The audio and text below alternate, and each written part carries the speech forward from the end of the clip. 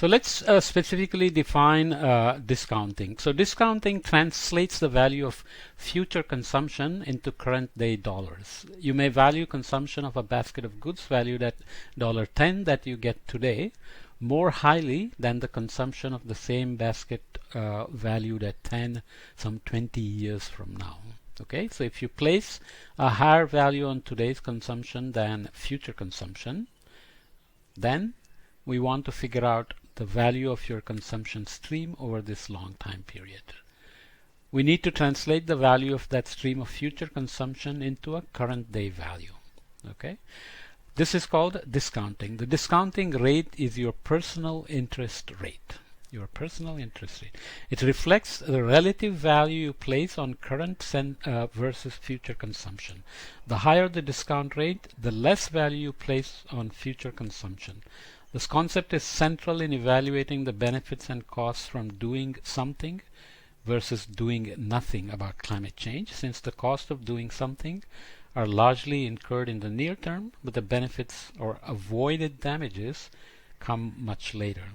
Okay, that's the trick of the discounting rate and why it can be increased to argue against investing at present. Because if you present $1 billion today for a future benefit, somebody can use a high discounting rate to say just how worthless it will be in terms of benefits in the future, because you're going to take the value of the benefit as the discounted current value. Okay, so tricky but still very useful concept. So here is an example of a sample of social cost of carbon estimates used in federal rulemaking in the US for different administrations. So EPA and National Highway Transportation and Safety Association, Department of Energy, and so on. National Health, anyway, you look it up what it is. Okay, so here EPA, Environmental Protection Agency, Interagency Working Group, National Highway Traffic Safety Administration. There you go. Why do we mention different administrations? Because you can see the contrast. Bush was in this range. Social cost of carbon was lower with a range here, depending on whether it's done by the highway transportation or DOE or EPA.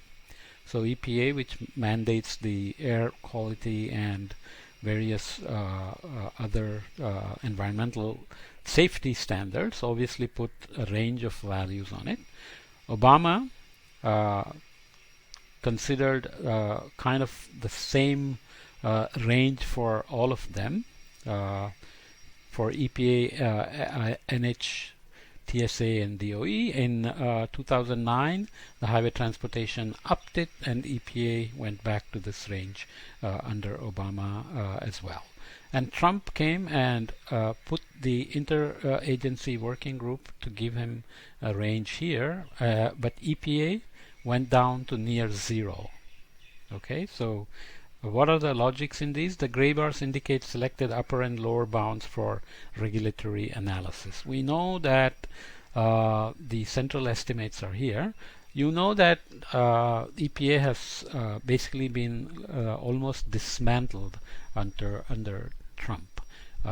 It's not only industrial friendly, but it's basically completely ignores water safety standards, air quality standards, and so on. So that's not good. So here are the social cost of carbon estimates by interagency working group over the years into the future. Discount rates and statistics, you can see what the value is. If you take something that has a benefit of $26 in 2050, the current discounted value or in 2020 is only $12. Okay, if you use 3% average, obviously it goes up. If you lower the discount rate even further, so lower discount rate obviously values future benefits by much more.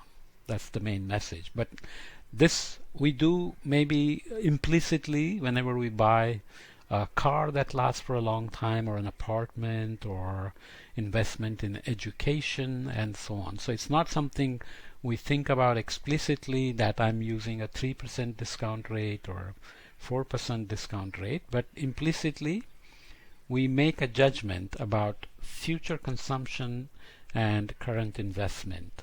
The benefits are in the future, the investment is right now, right? And the longer the time over which the consumption happens and the benefits happen, like a car that you presumably want to keep for many years, versus a phone that people often change very quickly, depending on whether you are a big fan of iPhone or just the latest new phone and so on. So in economics, that becomes a real issue when you want to invest big time in common goods. Let's say you want to build a huge dam for hydroelectric that will supply electricity to a state for the next 100 years.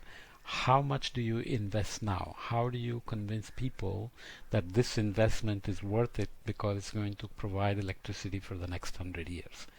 So there is the discounting rate involved in there, often implicitly, but we all use it, and it's going to be a big deal on deciding policies for reducing emissions for future benefits. Reducing emissions from now on, which includes opportunity cost, because you may have to drive less, you may have to fly less, you may have to eat less meat, and so on and so forth. But the benefits are going to accrue in the future. Okay?